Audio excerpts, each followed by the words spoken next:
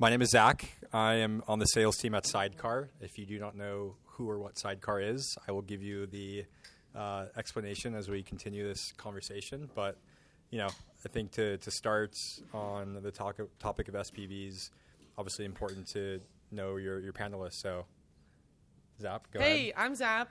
You guys might have come here because you saw me post about this event. I asked Sydecar to be here because I really care about SPVs and I really want to educate folks on them. I've been investing in early stage startups for only 2 years, so I would say I'm still pretty new to the game and learning under the apprenticeship model. I write personal $5K check into an early stage startup in Nashville once a month. I have 28 portfolio companies, and a little bit over a year ago, I started running SPVs, special purpose vehicles, which have been an amazing tool for me to really raise money more than myself, deal by deal. And my SPVs have been 100K to my biggest was like 230K, which is still pretty small in the SPV game. But they've been a great tool for me to bring other really small check writers into venture rounds of tech startups in Nashville. And I've used Sydecar as my tool to run them as well. And that's why I wanted them to come. Great. Yeah, so Nick Weinberg, founder, general partner of Lorimer Ventures. I started investing as an angel in 2017 and started putting syndicates together via SPV in 2019. We've done over 80 of them. We have about 35 million in SPVs under management and close to 65 million now, both fund and SPVs. We started really as kind of pass the hat model. We started before a Sydecar was around. We would have loved to have the infrastructure that Sydecar provides, but it's been great. We have over 275 limited partners. I started writing 5K checks myself, and it's grown to kind of a behemoth. But excited to talk to you guys today. I think we always thought SPVs was the awesome way if you ever wanted to be a VC, but you didn't come from the VC world, to build a track record.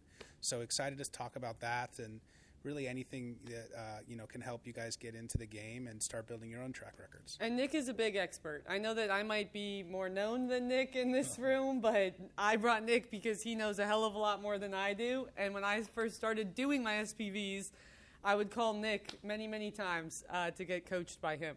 So, Okay, we'll start from the basics. I guess, does everyone here in this room know what an SPV is? Just maybe show of hands. Okay, seems like most people do. Who does not know and wants to know? Okay, there we go. Okay, we do have I think this is a good introduction to Sydecar. So, you can think of us as a productized SPV administrator. So Sydecar does one thing, and I believe we do it better than anybody else. We do venture capital SPVs, similar to like the Keynes chicken finger model. Just do one thing and do it very, very well.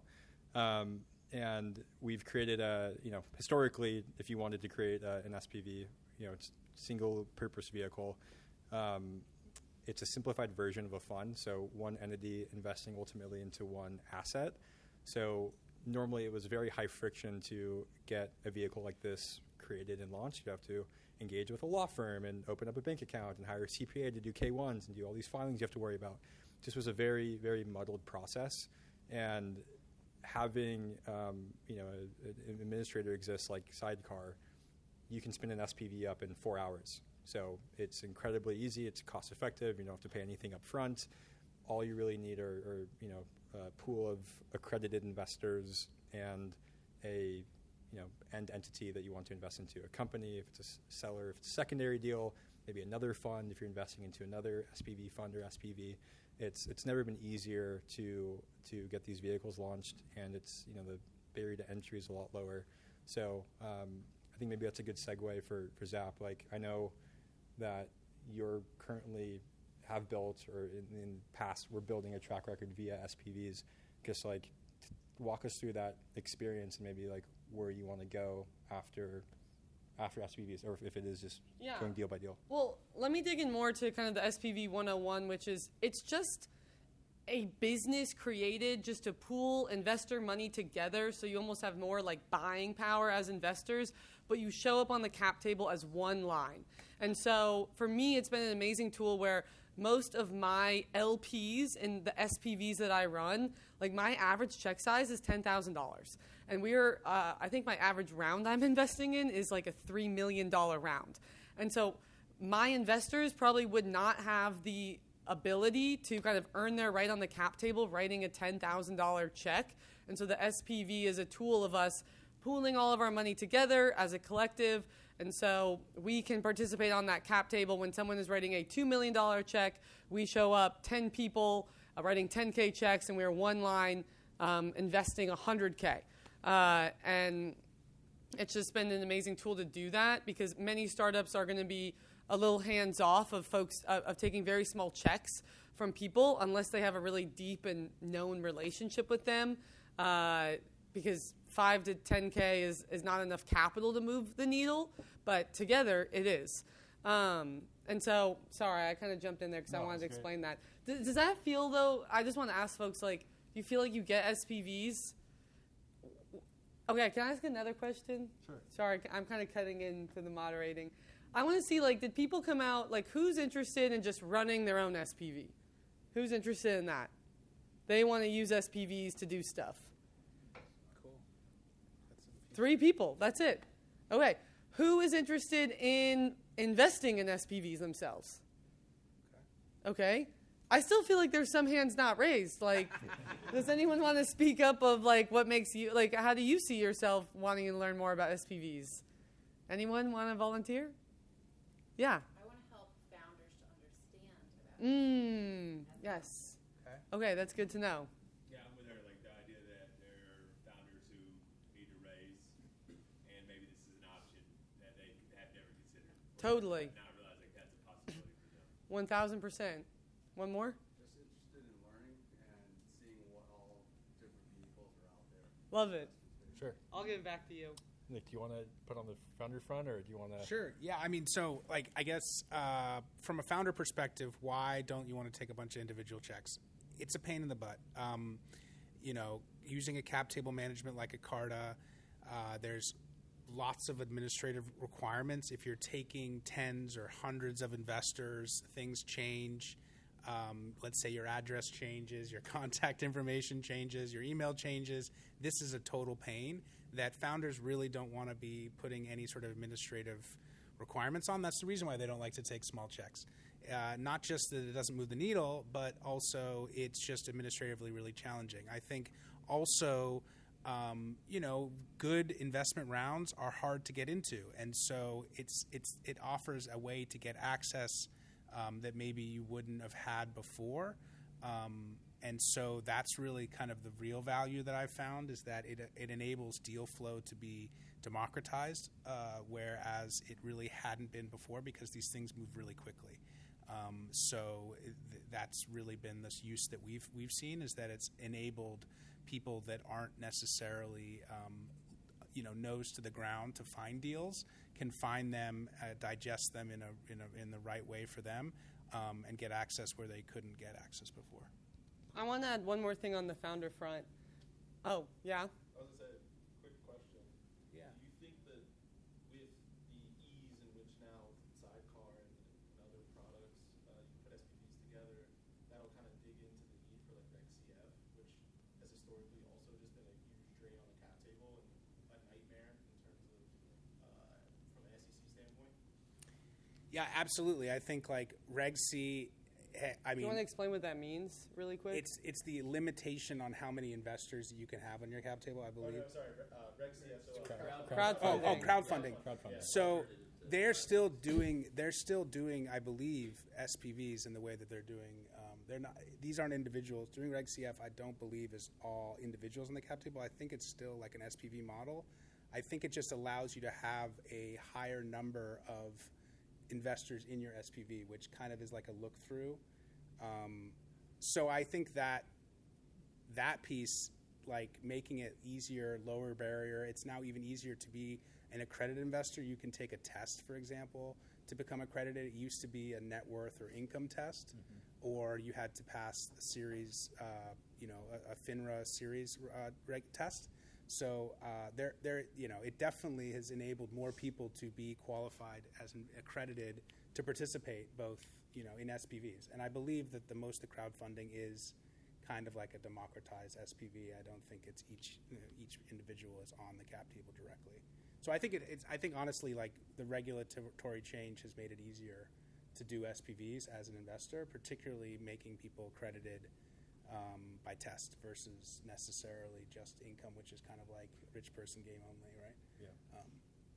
I'll talk about a very specific example. So my boyfriend is a startup founder, and they are doing an SPV right now where they are allowing friends and family to invest as little as $1K. And so we have been going around to our friends and family, and it's really not about the money, but he really wants to give the folks that have been supportive around him, mostly other founders who are accredited. It's funny because it's a lot of founders who are like broke, but they are they're cash poor, let's say. But on paper, their company is worth $10 million and they own 80% of it. So technically, they are accredited because their net worth is $8 million on paper.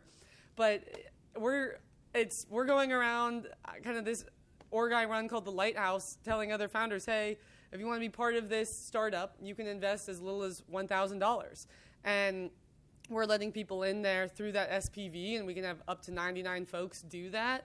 And again, that's not about the money, but those other founders want to be a part of that story. They want to be a part of this journey. And like, it would not make any sense to let anyone like in on your cap table for $1,000 otherwise, just because all of the legal and tax headache, it would cost you more than the $1,000 they give you probably.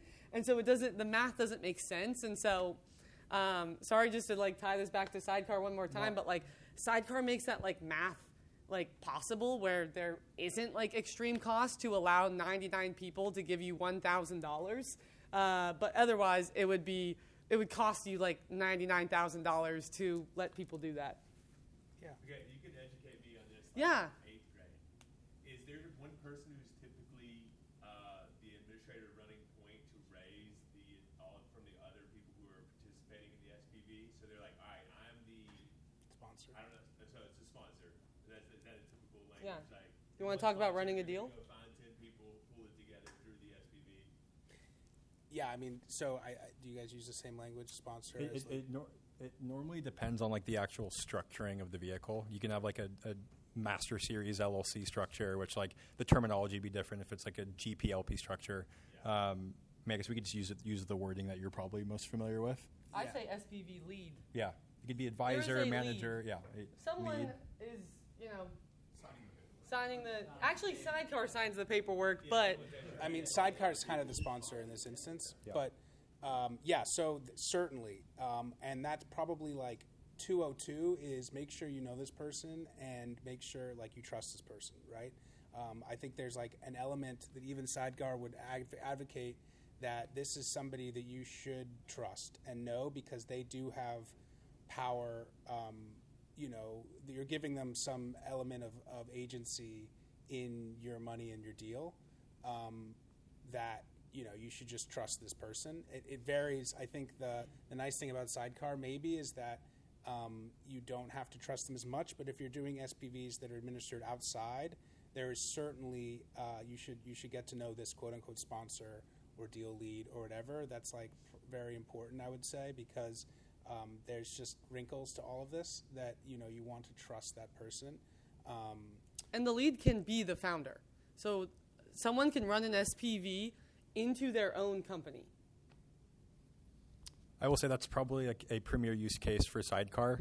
We have our head of business intelligence, Aaron, here. It's not on camera, but would you say from like the 4,000 or 5,000 SPVs we have, how many of them are founders? Like, it's definitely a few hundred. I would honestly argue more. Like, it's a lot. I have to see, or a few hundred a year. Sorry. Yeah. So in total, it's founders coming to us. Friends and family around. They don't want to overburden their cap table, and obviously they don't want to worry about the administration because they're running and operating a company. So we take care of all of that responsibility. And yeah, normally it's the CEO, COO, if it's their counsel managing it. It's very, very easy to launch and scale because no management fee, no carry. It's an internal raise. On the sales team, I'm probably seeing at least 2 or 3 a week for founders for that exact reason.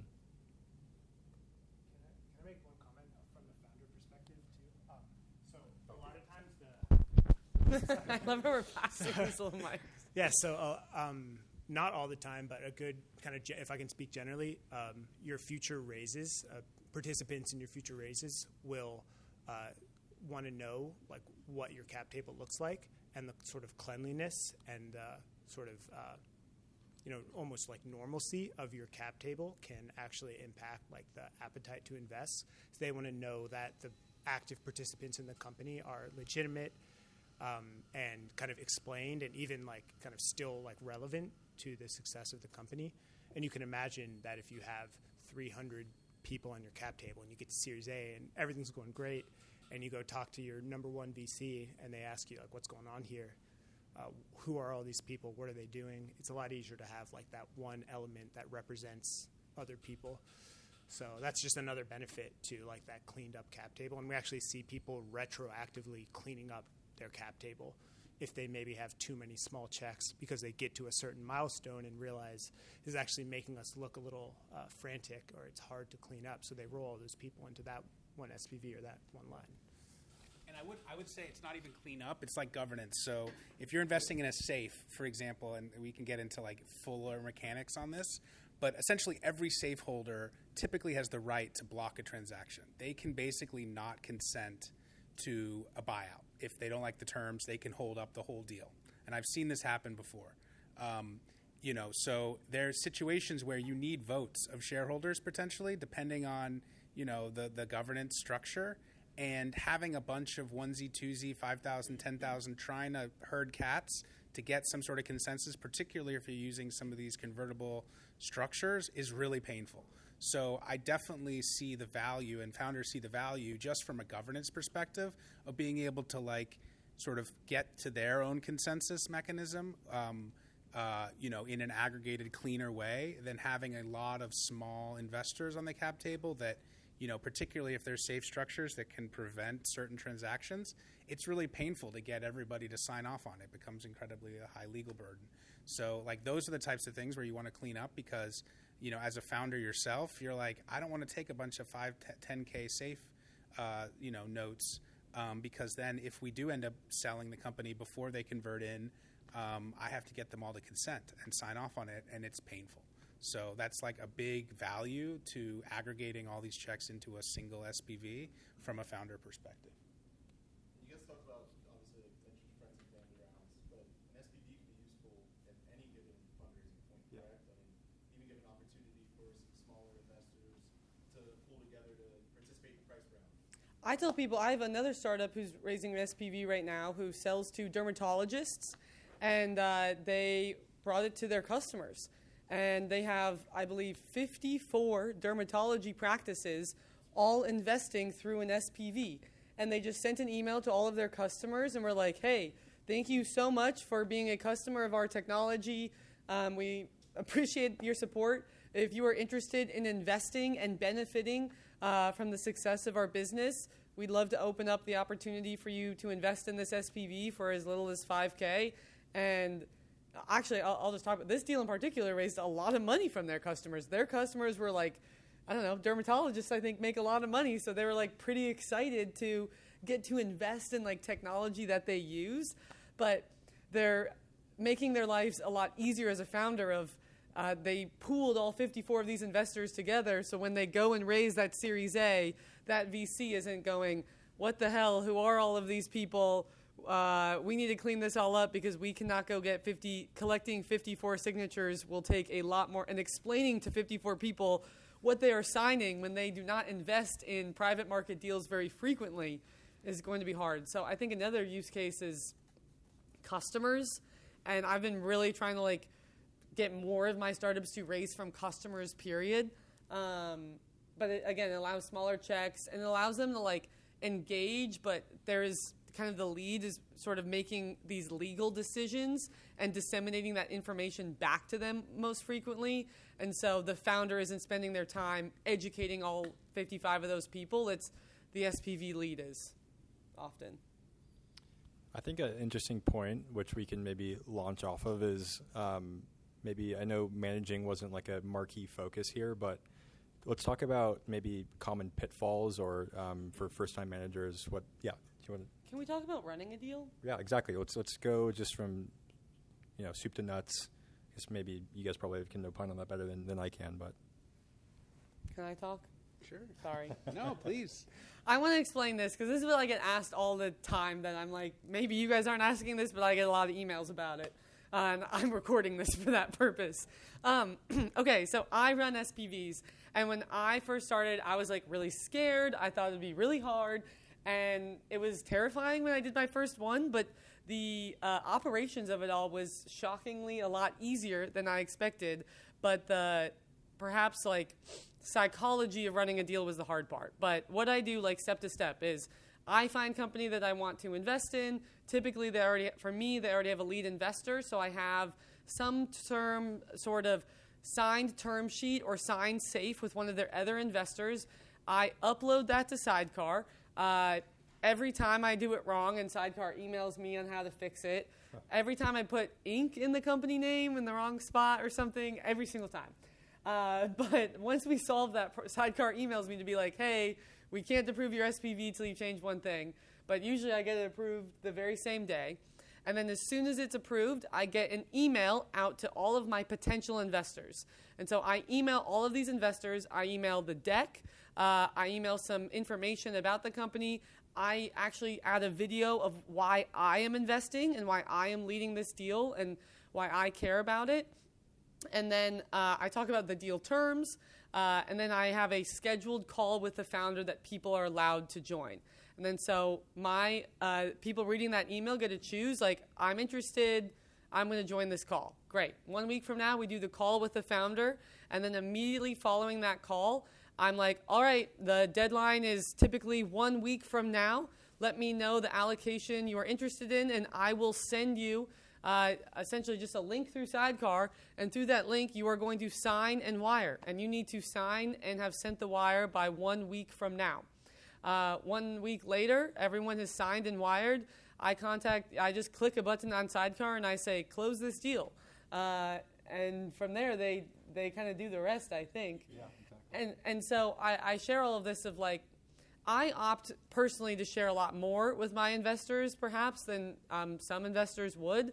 But it's really just communicating with them like every step of the process. But operationally, it's just like I spend maybe 10 minutes to set it up on the back end from like a legal and tax perspective because Sydecar handles everything for me. And I send out links to sign and wire. Like that's it. Like I send them a link. And that is how I run a deal. Does this make sense? Sounds easy, right? I think for We'll talk about the hard easy. parts next. Yeah. Who and how is deciding the valuation of the companies when you're doing the SPVs? So the lead investor typically, sometimes you can lead an investment, but most of the time these SPVs are following on yeah. some other institution. There's price set already. That's, most of the time that's the case. Sometimes I get a special price. Don't you sometimes get a special price? Sometimes you can the lead or the sponsor can negotiate the price. Certainly there's been situations, particularly we haven't even gotten into it, secondary transactions, which are also a very common use of SPVs, which is SPVs, which we talked about a week ago. right. Let's not get into layered Yeah. SPVs. So, but, this is 101. Yeah, but needless to say, certainly most of the time the price is well known. Who sets the price? That's kind of variable. So, sometimes you can, sometimes you can't. That's kind of up to your deal sponsor. But I was going to get into the pitfalls, okay? Because it's not that easy. Yeah, operationally it's easy, but running Sydecar a deal makes is it hard. He did it the old-fashioned way, so I think he So, the questions are, okay, how do you win an allocation, right? So that's really where the sausage is made, okay? How do you basically pre-commit an amount to a founder to win the allocation to raise? And I think that is really one of the harder things to do because you kind of have to put yourself out there. That's the scary, anxiety-driving piece, which is if you wanted to be a sponsor, are you able to actually get $100K into this deal or not? And you kind of need to front it a little bit. Or you're risking damaging a relationship with the founder who was counting on you to fill their money. And then the second thing is don't let a deal, Zap gave a great example of a week or maybe 2-week timeline. The way that I've seen SPVs really die on the vine is where you give people too much time between when they commit and when they wire. One of the hardest and most painful things about running SPVs are people that commit and they take a long time or they don't wire for some reason. And then they bail. And then you're And then scrambling you're screwed. because you've committed to the founder. The docs have come in to $100,000, but you only got $85,000 actually in the bank. What do? They're closing. Do you just kind of, tail between your legs and ask them to downsize, which you can, but you kind of get a bad reputation. I mean, reputation is really a lot. And then they have to go back to their lawyers and change the documents and pay more in legal fees. Not something you want to do. And you also don't want to hold up a closing because somebody is going to wire and they didn't wire, and you're holding up a closing because one of your SPV investors is not wired yet and they can't close because everybody has to send this wire at the same time. So these are the things that really you need to think about if you're sponsoring, and also be empathetic if you're investing in an SPV to think about that. So there's a timeline. If you're a first-time sponsor, right? Yeah. If you're putting your first deal together, is it safe to say, being earlier in that pre-seed safe round, for instance, gives you a little bit more bandwidth on time, as opposed to following in a price round where the timelines are a little bit more condensed, and people are trying to close specifically with a lot of parties? Safes definitely have a more longer timeline than price rounds, which typically in the term sheet have a defined period of which capital can be raised. True. I will say that better deals do not have that timeline. Maybe better is the wrong word. I would say more sought after deals, competitive deals, do not have that timeline regardless of whether it's early or late or safe or not. If you don't come in and you don't sign it and wire it, you might lose the deal regardless of whether it's a safe or not. But typically it's more up to the founder's choice than it's sort of a lead term sheet the terms will be dictated by the lead investor, and the founder really can't can't really be lenient on late wiring. Does everybody in the room know the difference, by the way, between A safe and a rounds and then a price round and the dynamics? Do people need to? No, I don't. You can educate me. I'm not going to let them do it. I just want to. So, we're throwing around words. I just want to make sure Yeah, that so everybody understands it. very easy, very simply, a safe is essentially a promissory note. It's a debt instrument of sorts that doesn't necessarily pay any interest. It converts into the priced preferred shares whenever that occurs, or potentially when the company's sold, it converts in as well. So that's a convertible note, and then a price round is essentially like a preferred share. It has rights that maybe differ somewhat from common, but it's a class of share that's has full rights and remedies as a shareholder rights agreement. Yeah. You talk a little bit about lead investors or primary investors that you mentioned, hey, this person established this, and then you followed in. And maybe if you can give examples of maybe who they would be or what they represent. So, these are the names of firms and funds that you might have heard of: Andreessen Horowitz, Kleiner Perkins, Index. Those are gigantic firms. I'm talking more like Zap's talking about lead. Yeah, don't flex on me, Nick. Well, no, but they write checks that you participate in rounds. You've co-invested. Yes, those are gigantic venture capital. Okay, so Zap Portage is a fantastic example. Portage is a top-tier VC. You might not have heard of them, but they are in the same caliber as some of those other names that I've said. Yeah. And Zap has participated in a company called Elysian, of which Portage led the round. So, you've invested with A16. I'll let you brag a little bit, but there's been great lead investors that you followed on to. Let me talk about some stuff that I learned, if you don't mind. Sure.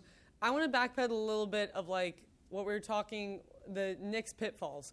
Okay, I raised money for a deal only a few months ago where I had a $100K allocation, and I immediately had more interest than $100K. So I went back to the founder, and I was like, hey, can I get a little bit more allocation in this round? And that founder was like, and I was like, can I get 125? And they were like, I can really only give you 150 because I'm going to go ask another investor to take a $50K haircut to let you in. So I'd fight for that $50K. And I was like, okay, I can fill 150K. And I had commitments for 150K. Well, no surprise, at the final hour, someone who had committed to me $15,000 is like backs out. So at this final hour, I'm like calling Nick and others, like I'm like freaking out. And they're like, yeah, well, this is the job where I can either go to that founder with my tail between my legs who went to bat for me, or spend $15,000 of my own money, which I was highly like doing the math on. Or I actually went out there and I made some phone calls that scared me a little bit more, and I kind of twisted people's arm more than I usually am very passive of like, hey, you're in or you're out. And I called some people and was like, you got to do this deal, man. Like, this is a great deal. And thank goodness I ended up filling the $150K, but that was a great example of like SPVs are like operationally for me easy to run, but like psychologically, the putting yourself out there, and you know, I bit off maybe slightly more than I could chew in that moment, and then I had to go do some like legwork to fill the round more than I'm used to. I'd like make a list of like, okay, who are people who don't get my SPV email that I could ask, do you want to invest or not? And I got a lot of no's, but then I did get some more yeses. And that investor who like backed out on me after committing, I mean, to be honest, as somebody who runs SPVs, that is they are on my naughty list. They are high on my naughty list. I, to be honest, probably would not take an investment from them again, given how late to the game they let me know this, just because there's not trust there, and like they need to trust me, and I need to be able to trust them. Yeah, so, I mean, I think this is really the thing. If you take anything away from this, if you're starting to think about investing in venture, start smaller than you think. I can't tell you how many LPs I've talked to that have written large checks and realized this is more risk than I really wanted to take in one company. Okay, so maybe this is not universal, but from what I've seen, most people start writing checks a little bit too big. So really, really, really think about right sizing it. I mean, that is like 101 in terms of getting into this game. I often see people take too much risk too early, don't really understand their sort of a unit size, I guess if you can use the gambling terminology. But really think about that, because that's where this stuff happens, where people back out because they kind of second guess their unit size and they don't know what to do. I don't know if that was the situation that you were in. Yeah, it was someone who had invested in my deals before, so why would I think that they would not give me money this time? But, you know, they can change their mind. They haven't signed the legal document. So start really thinking about like risk-weighted, ease your way in, think about your unit size and be mindful of that, because I've seen many times people start way too big and realize too late, and it ends up being their fourth or fifth deal that makes them a ton of money, but they've put way too much in the first couple deals, and so their unit size is all over the map. So just really, I think that's like the advice that I've learned personally as an angel investor and an SPV investor, and it's just something to really think about, is like, ease your way into this. Don't take your first wave, and also like, make sure you're not over allocating in any one deal to start. I have a question for the both of you. Okay, I'm an emerging manager. I'm launching my first SPV. What fees do I charge? We're gonna have differing opinions on this. I think that's a great. Is I'll everyone here start. familiar how like you can make how SPVs turn a profit into like management fee, carry? No. Sure. Okay. You just want me to Go for it. Yeah, Okay. go for it. So management fees are upfront fees normally for SPVs. You as I stated, charge upfront. So, and it's normally a percentage of AUM over amount of years payable. So for math's sake, let's say you raise $100,000 SPV. It's common in some ways to set a management fee as like 2% one time. So you get 2% of the total AUM, which is $2,000. That is wired to your bank account upon close, which is basically it's not a performance fee, but you're basically using that as normally ways to get investors into your deal, or you could probably better touch on it, but it's. Yeah, I mean, it's a little different for the way we do it because it encapsulates all the things that, Sydecar does, but we use it for legal, if we ever get audited. It's a little bit of a kiddie in terms of future tax expense. We've done some very large SPVs where 2% is a meaningful amount that is in excess of some of these things, but by and large, we use the 2% as kind of a buffer to head. These things can be out there for 10 plus years, right? So you don't know what happens. Maybe you need legal representation. Maybe you need additional audit support or something. We use it a little bit as a kiddie. But the bigger SPVs, if you start doing the millions of dollars, then it does become meaningful fee income that you can take in and use to run your operations, hopefully win better deals in the future, and maybe support the company that you're investing in with, visiting them or whatever. Yeah, it's normally what you're charging to take care of your managerial services.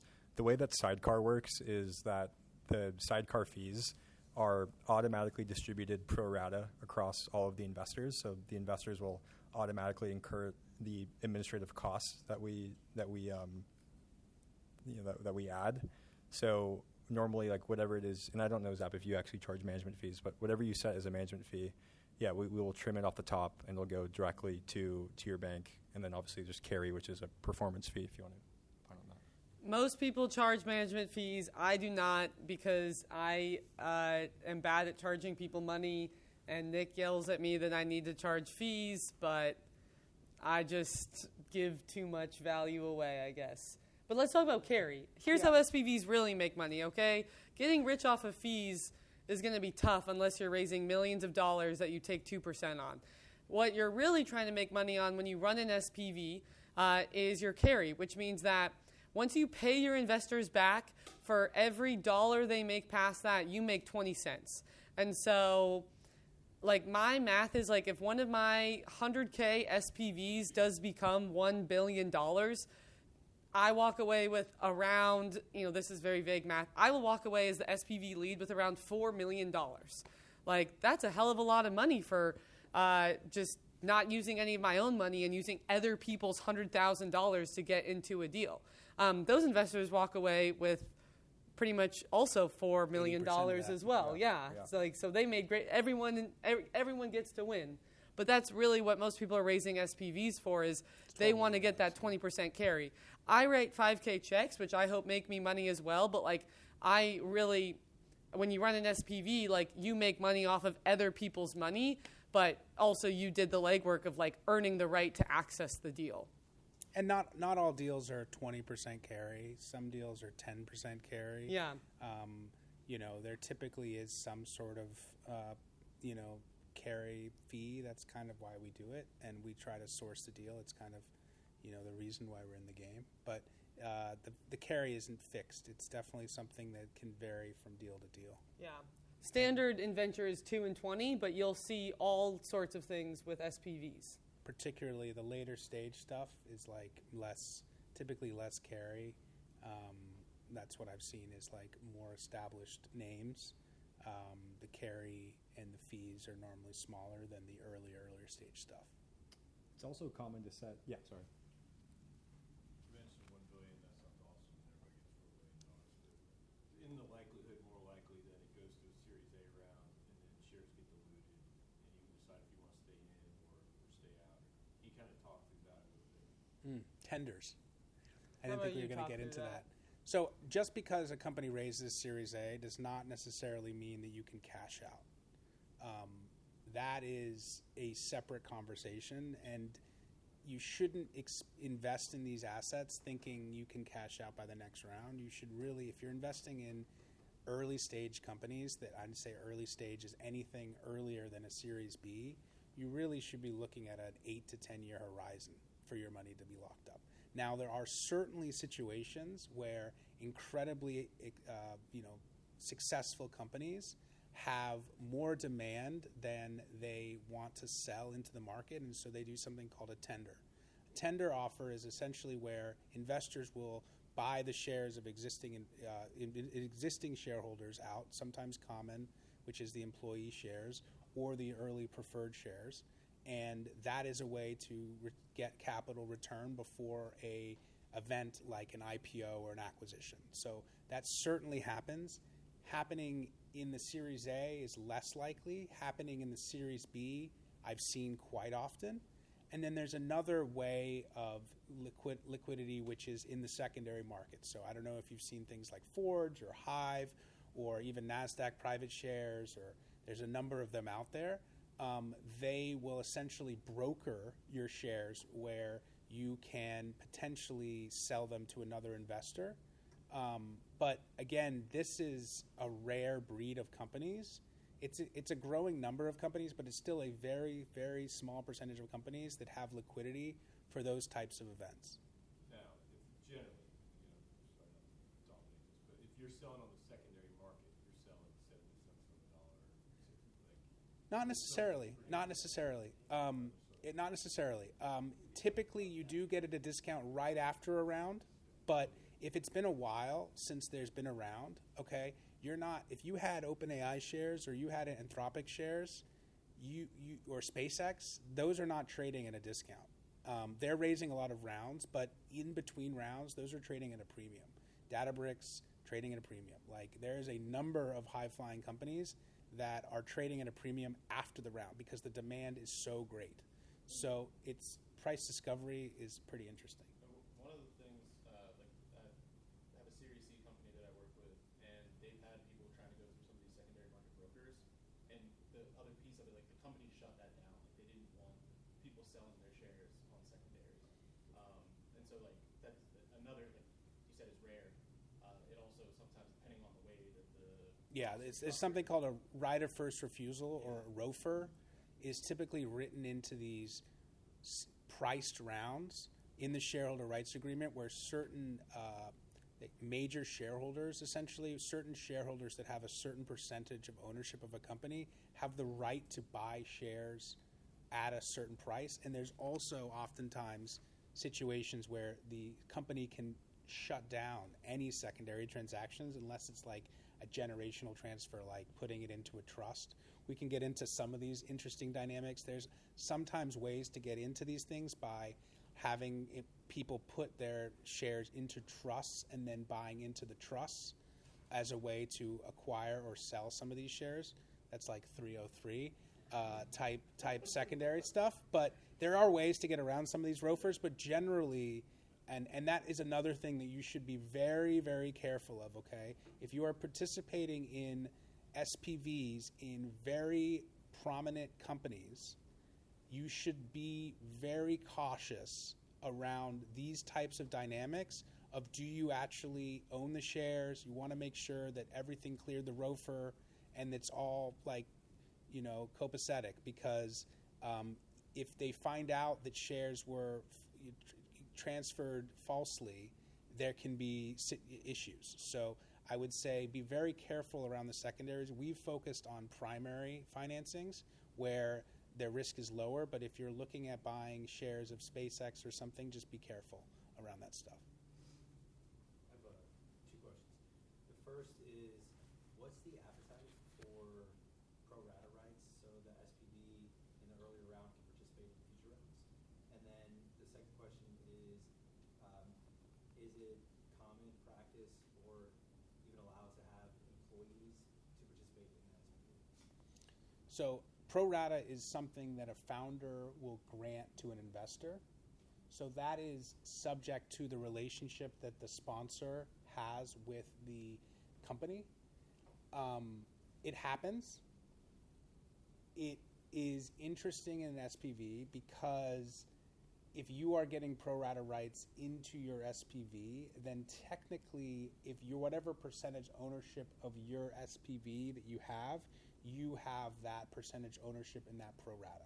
Now, to be clear, pro rata is really typically only the next round. It's not in perpetuity, and it is typically a smaller dollar amount than your previous investment. Why? Because you're not getting meaningfully diluted. All pro rata is trying to say is that if you own 1% of the company and the next round has a 10% dilution, you can really only buy in 10% of your initial investment, 0.1%, to maintain your 1% ownership within the SPV. So pro rata definitely exists. It's a little bit more rare on the SPV side than the fund side because the founder doesn't necessarily know that you have money behind your original money, right? That whole idea of like, are you pre-committing to investing in my later rounds when you don't have a fund behind you? It's a little bit harder, I would say, but it happens. We definitely, and if you want to be a sponsor and eventually raise your own venture fund, like I would definitely try to get pro rata deals. That is something that allocators, limited partners want to see. Can you win pro rata? Can you maintain ownership? So it's certainly something that you should try to get the trust. Make sure you fill it, right? Don't get pro rata and not fill it. But it's a little bit more complicated with SPVs because you're a percentage of a percentage. It certainly happens, but you would probably have to spin up a new SPV to participate in your pro rata. Yeah, so you can't buy up other people in that SPV that don't want to participate in the future round.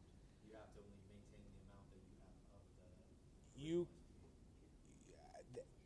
There's nuance there. There's nuance there. You could potentially take somebody else's pro rata if they didn't take it, but that's again devil's in the details of how you structure this stuff. And then you're running against time too. Yeah, you definitely are up against time. Because now you have to go and communicate with people in the SPV originally to figure out who wants to participate, who doesn't want to participate, and go through whatever, depending on how the SPV was created, whatever legal formalities you need to go through to get them to basically waive the right that they were granted and be able to then allocate Exactly. that Yeah. to other people. So it's a time game at that point. Because if you're participating pro rata, it's probably in a priced round in which there is a closing date that people are trying to meet. Exactly.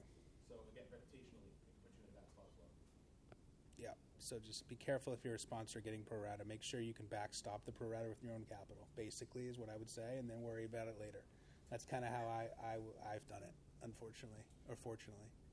What about the employee question? Oh. I mean, employees can invest, but I've seen that happen very infrequently, but I don't know what you've seen. I love it. I've seen founders that try to buy up more ownership by investing in I mean, normally they don't need to use an SPV to buy shares in their company, but I've certainly seen founders buy preference. But have you seen employees? Well, I mean, the founder is an employee, but yeah, I mean, I've seen executives for sure, but like not like small. I mean, I would think the accredited investor bar would be like if you're a lower level employee in a startup, you're an accredited. The bar for accredited, you guys should look this up, is a very simple test. So there's not a big bar anymore. That is sort of a vestige of another era where it used to require high, $1 million of liquid net worth, or I think a few $200K for 2 years. Rolled out, though? Has it been implemented? Yeah, you can go take a test. Yeah. So, and I don't know.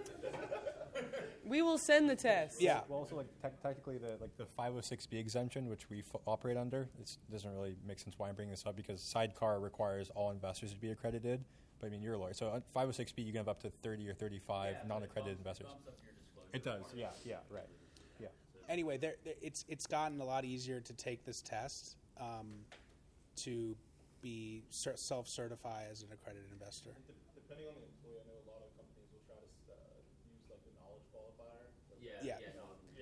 Well, That's usually what I think a lot of people. Yeah.